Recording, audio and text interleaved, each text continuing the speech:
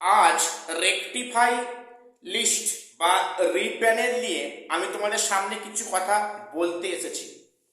দেখো, আমাকে অনেকে প্রশ্ন করেছো বারবার যে রিপ্যানেল হবে কিনা ক্লাস 11-12 বা ক্লাস 9-10 যে ভেরিফাই লিস্ট দিয়েছে সে লিস্টেই কি ভেরিফিকেশন হবে, না সেই লিস্টে বিস্তর চেঞ্জ আসবে বা সেখানে পুনরায় লিস্ট দেওয়া হবে। দেখো, প্রথম আমি যেটা বলবো আমি সহজ করেই বলবো, এবং এই কথা অনেকের হয়তো ভালো নাও লাগতে পারে, অনেকে লাগবে না, সেটাই স্বাভাবিক। তারা বলবে যে আপনি পয়সা ইনকাম করার জন্য ভিডিও করছেন, এক নম্বর, বা আপনি ভুল তথ্য প্রোভাইড করছেন, ঠিক আছে, ইত্যাদি বলবে। তাতে আমার কোনো আসে যায় না। যেটা সত্য সেটা সত্য বলে মানতে হবে, কিছু করার নেই, এটা আমাদের দুনিয়ার নিয়ম। সত্যকে সত্য বলে মানতে হবে, এতে আমার কোনো কষ্ট নেই। আমি আজকে সে নিয়ে আলোচনা করব। এবং এবং ফ্রেশার্সরা অনেকে প্রশ্ন করছো, অনেকে মনে প্রশ্ন আছে যে আমাদের কি নবম দশমের ঠাঁই হবে তো আদৌ? আমি তাদের বলবো তোমরা চিন্তা করো না, আগামীতে যা আপডেট আসবে সেটা তোমাদের পক্ষে ভালো হবে। কেন বললাম, আমি আজকে এ নিয়ে ডিসকাস করছি।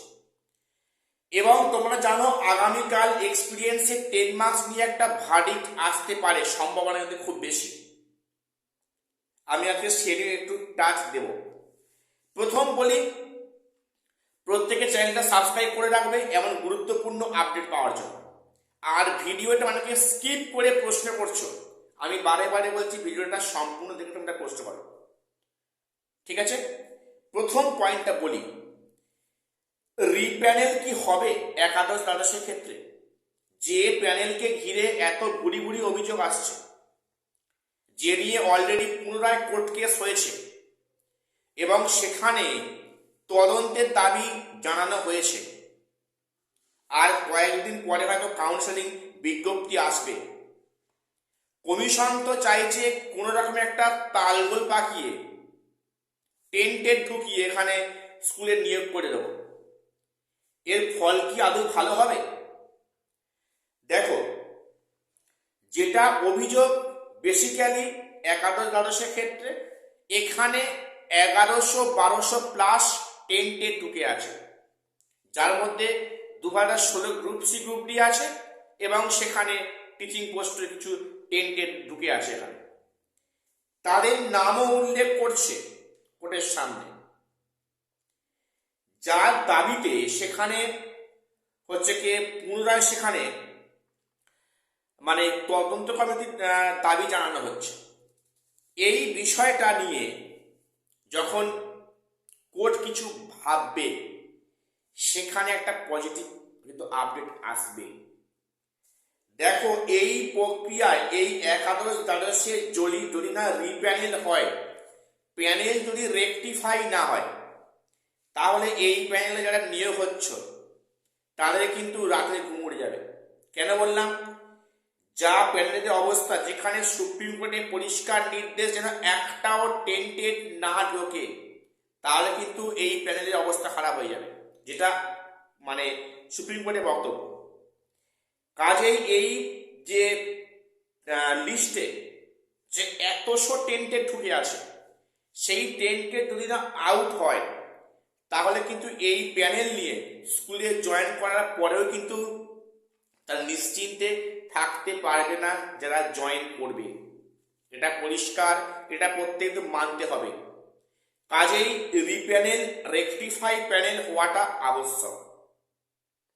যদি বিচার ব্যবস্থা যদি তার মতো করে কাজ করে, যদি কোর্টের মতো কাজ করে, এটা হওয়ার চান্স খুব বেশি এবং এটা হয়তো হবে আগামীতে, এটা বলে রাখলাম। আর যারা প্রশ্ন করছো যে যারা ফ্রেশার্স রয়েছে, আমাদের কি কোনো সম্ভাবনা আছে ক্লাস 9-10-এ? বিস্তর সম্ভাবনা আছে, আমি তোমাদের বলে রাখছি। কেন বলো তো?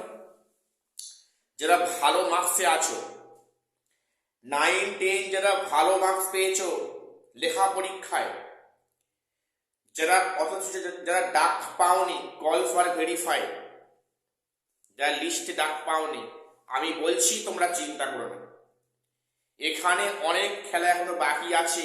তোমরা জানো না যে নবম দশমের যে লিস্টটা প্রকাশিত হয়েছে কল ফর ভেরিফিকেশনের জন্য, সেখানে হাজারে হাজারে সেখানে টেন্টেড ঢুকে আছে। এই ক্লাস 11-12 এই অবস্থা। তোমরা দেখো কি হারে বাদ হয় 9-10 ক্ষেত্রে। এবং যদিও সেখানে সরকার নেওয়ার চেষ্টা করে কমিশন, সেখানে কিন্তু প্রোটেস্ট অবশ্যই হবে, আর সেই জায়গাতে কিন্তু পরিস্থিতিটা চলে এসছে। এবং সেখানে প্রচুর বাদ যাবে, যা ডাক পেয়েছে প্রচুর, শয়ে নয়, কয়েক হাজার সেখানে বাদ যাবে, এটা মনে রাখো। এখানেই শেষ নয়, এখানে যারা ফ্রেশ ক্যান্ডিডেট রয়েছে তারাও অনেকে এক্সপিরিয়েন্সের ভুয়ো তথ্য দিয়েছ, তারা কিন্তু প্রত্যেককে বাদ যাবে, পরিস্থিতির দিকেই আগাচ্ছে। কাজেই ওই 9-10 যে লিস্টটা প্রকাশিত হয়েছে, আদৌ এই লিস্টে ভেরিফাই হবে কিনা যথেষ্ট সন্দেহ আছে। ঠিক আছে, বা যদিও হয় সেখানে কিন্তু প্রচুর বাদ যাবে, ওখানে ফ্রেশার্সদের সংখ্যা থাকবে ম্যাক্সিমামটাই। আমি তোমাদের তাও বলেছি, সব সাবজেক্টে, সব বিষয়ে।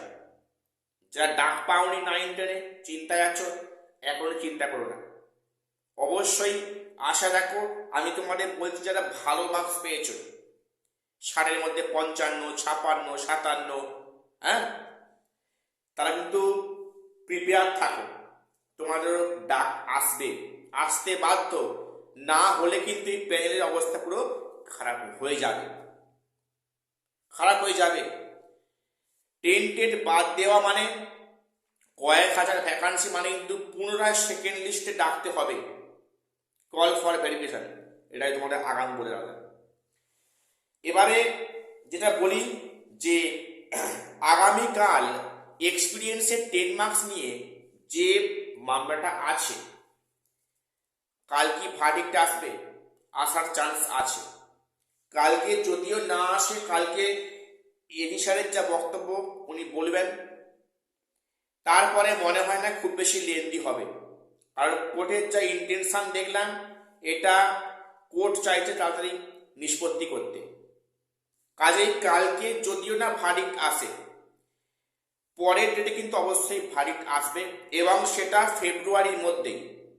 তোমরা মার্কস শুনে রাখো, ফেব্রুয়ারির মধ্যে এক্সপিরিয়েন্সের 10 মার্কস নিয়ে ফাইনাল জাজমেন্ট আসার চান্স খুব বেশি। কাজেই আমি একটা আওয়াজ আবারও রাখছি সবার কাছে, যেন আগামীকাল কোর্ট রুমে এই আওয়াজটা ওঠে যে 10 মার্কস দেওয়া হচ্ছে হোক, কিন্তু দুটো জনের প্যানেল আলাদা করা হয়, 16 প্যানেল আলাদা, 25 প্যানেল আলাদা, যেটাকে বারবার বলে আসছে। এটা করলেও কিন্তু ফ্রেশার্সদের পক্ষে একটা মঙ্গল ফ্রেশার্সদের পক্ষে, প্লাস মঙ্গল ইন সার্ভিসদের ক্ষেত্রে, এটা সবার ক্ষেত্রেই মঙ্গল। যদি দেখা যায় যে এক্সপিরিয়েন্সের 10 মার্কস বাদ হচ্ছে না, ইন্টারভিউর আগে যোগ হচ্ছে, যেমনটি এসএসসি করছে, ঠিকই রায়, এরকম রায় দিচ্ছে কোর্ট, এই দাবি উঠুক যে দুটো যেন প্যানেল যেন সেপারেট হয়ে যায়, তাহলে কারো কোনো অভিযোগ থাকবে না। তো আজকে এটুকুই আপডেট দেওয়ার ছিল। প্রত্যেকের চ্যানেলটা সাবস্ক্রাইব করে রাখো এরকম গুরুত্বপূর্ণ আপডেট পাওয়ার জন্য। আর শেষ করছি, দেখা হচ্ছে পরে কোনো আপডেট নিয়ে।